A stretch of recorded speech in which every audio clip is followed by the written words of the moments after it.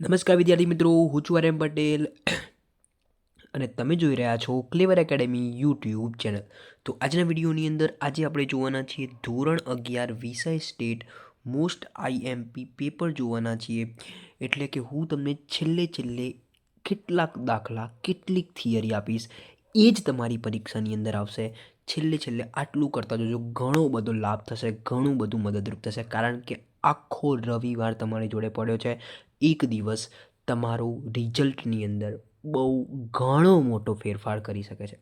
Second exam 2026ની અંદર આ IMP તમને ઘણા બધા હેલ્પફુલ રહેશે. તો ચલો વિદ્યાર્થી મિત્રો, તમારો ટાઈમ વેસ્ટ ન કરતા વિડીયોની શરૂઆત કરીએ.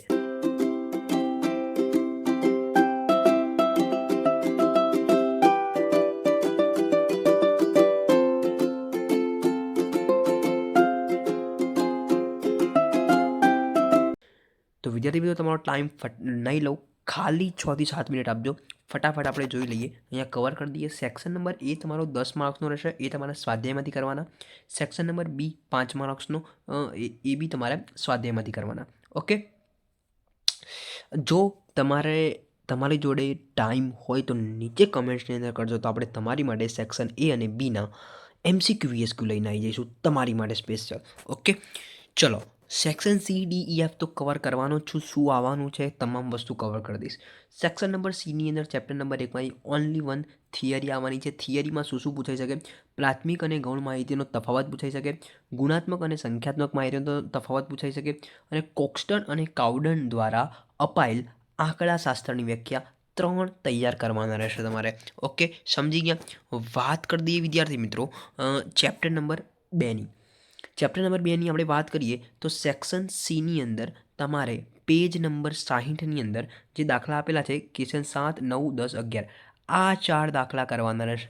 કહેલા 4 દાખલા, બરોબર, સેક્શન સીમાં પૂછાય એવા. થિયરીની વાત કરીએ તો આકૃતિની મર્યાદાઓ, નિવારક સતત આવૃત્તિ વિતરણ અને અનિવારક સતત આવૃત્તિ વિતરણનો તફાવત, અને સતત અને અસતત આવૃત્તિ વિતરણની વ્યાખ્યા અને ઉદાહરણ કરવાનું છે, અને એકમાપી આકૃતિ એટલે શું તેના નામ. બસ આ ચાર સવાલ જવાબ અને 4 દાખલા સેક્શન સીની અંદર પૂછાઈ શકે છે. ઓકે, હું તમને ગેરંટી આલું તો એકમાપી આકૃતિવાળો એક મોસ્ટ આઈએમપી થઈ જશે. તફાવતવાળા 2 અને આકૃતિની મર્યાદાઓ, આ 3 થિયરીની અંદર મોસ્ટ આઈએમપી થઈ જશે. વાત કરી દઈએ હવે ચેપ્ટર નંબર 5. સેક્શન સીની અંદરથી કેટલા ચેપ્ટર પૂછાવાના છે એ બ્લુપ્રિન્ટ આપેલી છે. ચેપ્ટર 1, 2, 5, 6, 7. તો ચેપ્ટર નંબર 5ની આપણે વાત કરીએ તો એમાં તમને એવું થાય કે થિયરીમાં શું પૂછાવાનું છે, તો એની વાત કરી દઈએ પહેલાં. ચેપ્ટર 5માં થિયરીની અંદર સંમિત આવૃત્તિ વિતરણના લક્ષણો, ધન વિષમતા અને ઋણ વિષમતાનો તફાવત, વિષમતાના પ્રકારો, વિષમ આવૃત્તિ વિતરણ લક્ષણો, કાલપ્રિયસનની વિષમતા શોધવાની રીત સમજાવો, આટલું પૂછાઈ શકે છે. હવે તમને થાય કે મારી જોડે તો ટાઈમ ઓછો છે, આમાંથી કેટલું તૈયાર કરું? તો આ પહેલો જે છે તો કરીને જ જજો, બરાબર. ગાંઠ બાંધીને જ જવાનું છે, એ તો કરવાનો એટલે કરવાનો જ છે, બરાબર. પછી ધન વિષમતા, ઋણ વિષમતાનો તફાવત બી તમારે તૈયાર કરવાનો છે. ઓકે, આ 2 વસ્તુ છોડવાની છે નહીં, કરવાનું એટલે કરવાનું. ઓકે, પછી આપણે વાત કરી દઈએ ચેપ્ટર નંબર 6ની થિયરીની. એટલે કે પહેલાં આપણે ચેપ્ટર નંબર 5 પતી ગયું. ઓકે, ચેપ્ટર 5ની થિયરી પતી, તો ચેપ્ટર 5ના દાખલા જોઈ લઈએ. ચલો. સેક્શન સીમાં ક્વેશ્ચન 5, 6, 7, 8, 9, 10, 14, 15. તમને થાય આટલા બધા દાખલા, તો જે ગોળ રાઉન્ડ કરેલા છે એ મોસ્ટ આઈએમપી છે. 5મો, 6મો, 9મો, 10મો અને 15મો કેટલા થયા? 5 દાખલા થયા. 5 દાખલા વેરી મોસ્ટ આઈએમપી છે. જવાબ સાથે ગોખીને કરવા તો ગોખીને તૈયાર કરીને જજો, ગમે તે થાય, બરાબર. જવાબ સાથે પાકા કરીને જજો. હું તમને ગેરંટી આપું છું કે 5મો, 6, 9મો, 10મો, 15મો થોડી રકમ ચેન્જ કરી શકે છે, પણ દાખલો એ જશે. ઓકે, સમજી ગયા? અને આ જો ટાઈમ હોય તો આ બી છોડતા નહીં. ઓકે, વાત કરી દઈએ ચેપ્ટર નંબર 6. તો ચેપ્ટર નંબર 6ની અંદર 3, 5, 6, 7, 8, 9, 11 અને 12 આટલા દાખલા તમારે કરવાના છે. ક્રમચય સંચય. એક જ મિનિટ, જો તમારે અહીંયા ક્વેશ્ચન નંબર જે ચેપ્ટર નંબર જે 6 જે છે, એક જ મિનિટ.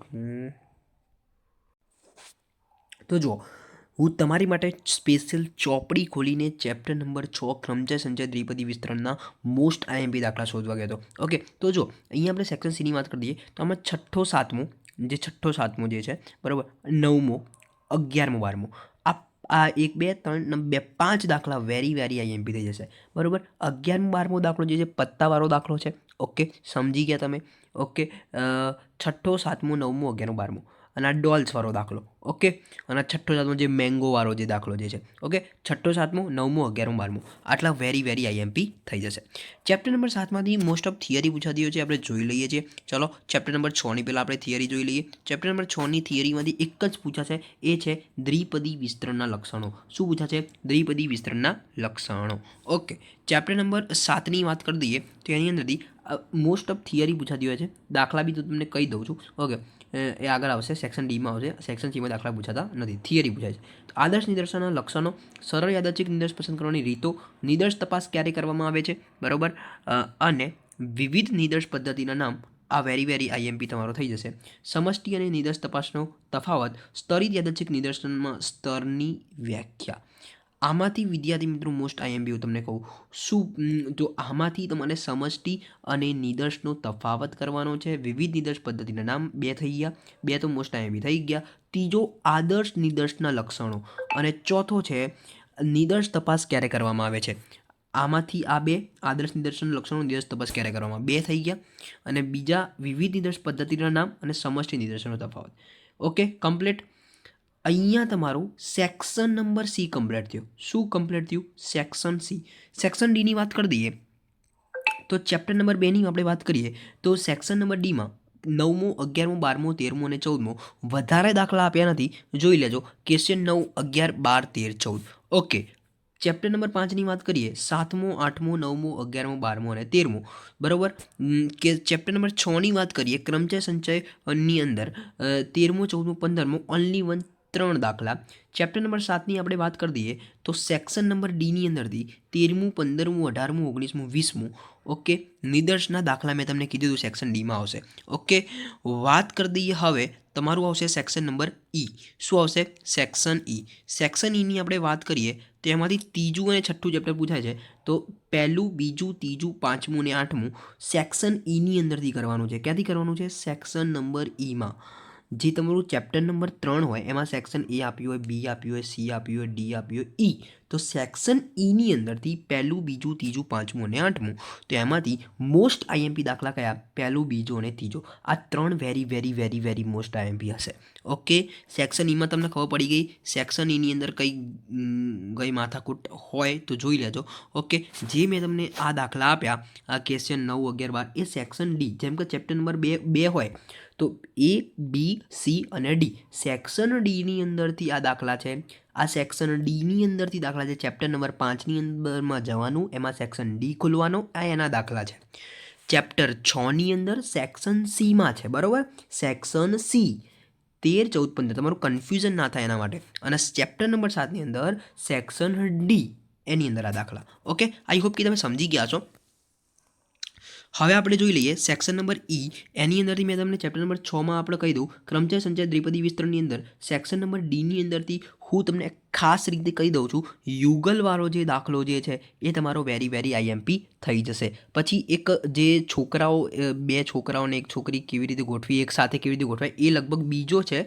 એ બી મોસ્ટ આઈએમપી. એ 2 તમારા very very very most IMP થઈ જશે બરાબર. Very very most IMP. Okay, બીજા તમારે આટલા તો તમારે કરવાના જ છે. બીજો, ત્રીજો, પાંચમો, આઠમો, નવમો અને 10મો. ઓકે, વાત કરી દઈએ સેક્શન નંબર એફ. સેક્શન એફની વાત કરીએ તો ચેપ્ટર નંબર 4ની અંદરથી ક્વેશ્ચન 1 3 4 6 છઠ્ઠો જે છે ચલનાંક શોધવાનો દાખલો. શું કહેવાય? ચલનાંક શોધવાનો દાખલો.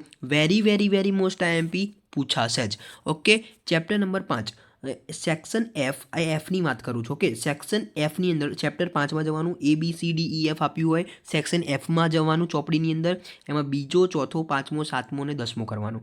ઓકે, બસ આટલું કરજો તો તમે સ્ટેટની અંદર આપણી ગેરંટી છે પાસ થઈ ગયો તો ડેફિનેટલી આવશો ને એના કરતાં વધારે બી પૂછાઈ શકે છે.